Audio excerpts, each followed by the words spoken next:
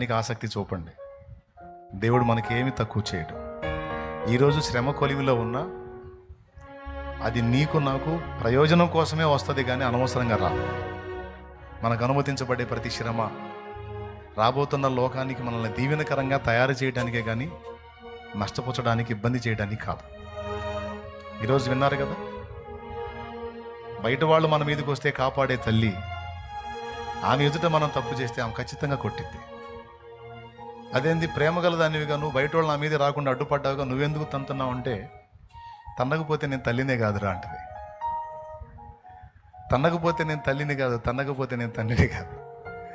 ఎందుకంటే నిన్ను ప్రేమిస్తున్నాను, నువ్వు బాగుండాలనుకుంటున్నా, నీ భవిష్యత్తు బాగుండాలనుకుంటున్నా, నువ్వు క్షేమంగా ఉండాలనుకుంటున్నా, అందుకే నిన్ను కొడుతున్నా. నువ్వు ఎట్లా పడితే అట్లా నడుస్తానంటే నేను ఊరుకోనరా, ఎందుకంటే నేను నిన్ను ప్రేమిస్తున్నా, నువ్వు బాగుండాలి. నా పిల్లల్ని కూడా నేను అంతే గద్దిస్తాను, నీ పిల్లల్ని నువ్వు అంతే గద్దిస్తావు. మీ ఫ్యూచర్ రా, మీ ఫ్యూచర్ బాగుండాలని నేను చెప్తున్నాను రా అంటావు కదా, యేసయ్య కూడా అంతే. కాబట్టి అలాంటి చర్య మన మీద తీసుకుంటాడని మర్చిపోవద్దు. ఆయన ఎదుట జాగ్రత్తగా ఉందాం. ఆయన మనకు ఒక అమ్మ ఉంది. నిన్ను కన్న తల్లి చనిపోయి ఉండొచ్చు, నిన్ను కన్న తండ్రి చనిపోయి ఉండొచ్చు, కానీ నిరంతరం నువ్వు పరలోకానికి చేరేంత వరకు నిన్ను వెంటాడి నిన్ను శిక్షణ చేసేటువంటి అమ్మ నాన్న రెండు తానే అయిన యేసయ్య ఎనీ టైం నీతో ఉంటాడు. మీ అమ్మన్న నిన్ను వదిలిద్దేమో కానీ ఆయన వదిలిపెట్టాడు.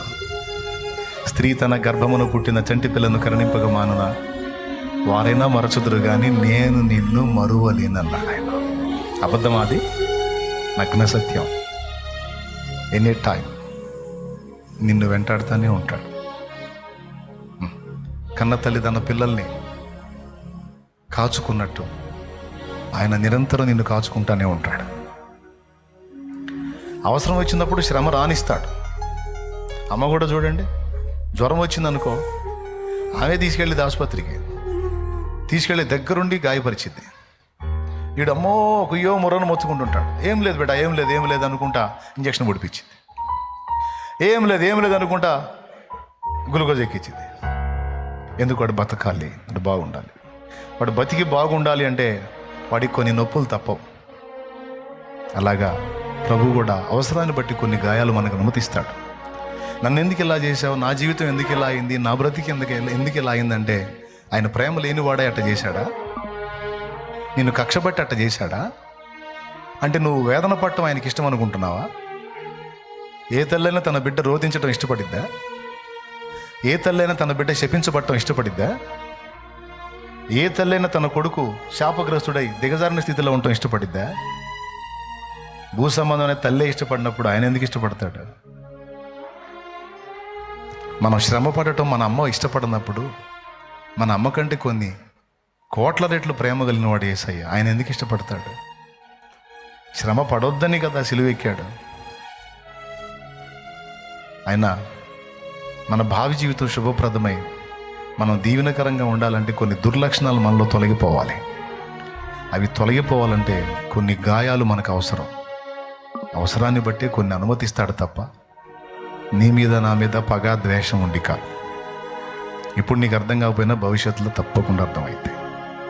ఆనాడు నువ్వే కన్నీళ్లతో పాడుకుంటావు, ఇందుకోసమేనా నన్ను ఇంత శ్రమ పెట్టావు అని, ఈ స్థితిలో నన్ను ఉంచడానికా నన్నంత నలగొట్టావు అని నువ్వే పాడుకుంటావు భవిష్యత్తులో.